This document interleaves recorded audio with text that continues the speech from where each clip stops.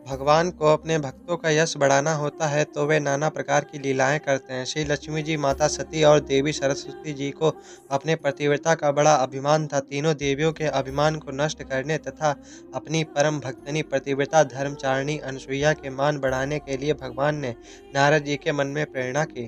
फलता वे श्री लक्ष्मी जी के पास पहुंचे। नारद जी को देखकर लक्ष्मी जी का मुख कमल के समान खिल उठा। लक्ष्मी जी ने कहा, आइए नारद जी, आप तो बहुत दिनों बाद आए, कहिए क्या हाल है? नारद जी बोले, माता क्या बताऊँ, कुछ बताते ही नहीं बनता। अब की बार मैं घूमता हुआ चित्रकूट की ओर चला गया। वहाँ मैं महर्षि अत्रि के आश्रम पर पहुँचा। माता, मैं तो महर्षि की पत्नी अनसुईया जी के दर्शन करके कृतार्थ हो गया। तीनों लोकों में उनके समान कोई भी पतिव्रता स्त्री नहीं है। लक्ष्मी जी को नारद जी की बातों पर आश्चर्य हुआ। उन्होंने पूछा, नारद, क्या वह मुझसे भी बढ़कर पतिव्रता है?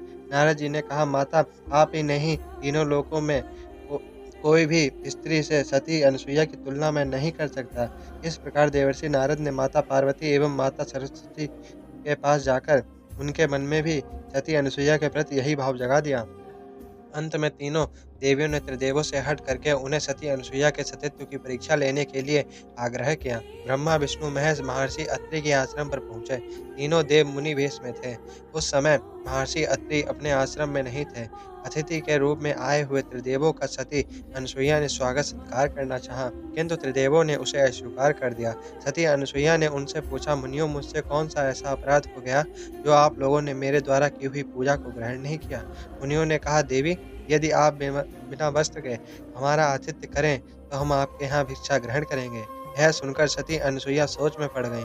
उन्होंने ध्यान लगाकर देखा तो सारा रहस्य उनकी समझ में आ गया। वे बोली, मैं आप लोगों का विवस्त्र होकर आतिथ्य करूँगी यदि मैं सच्ची पतिव्रता हूँ और मैंने कभी भी काम भाव से किसी पर पुरुष का चिंतन नहीं किया हो, तो आप तीनों 6-6 माह के बालक बन जाए। पतिव्रता माता अनसुईया का इतना कहना था कि त्रिदेव 6-6 माह के बच्चे बन गए। माता अनसुईया ने विवस्त्र होकर उन्हें अपना स्तनपान कराया और उन्हें पालने में खेलने के लिए लिटा दिया।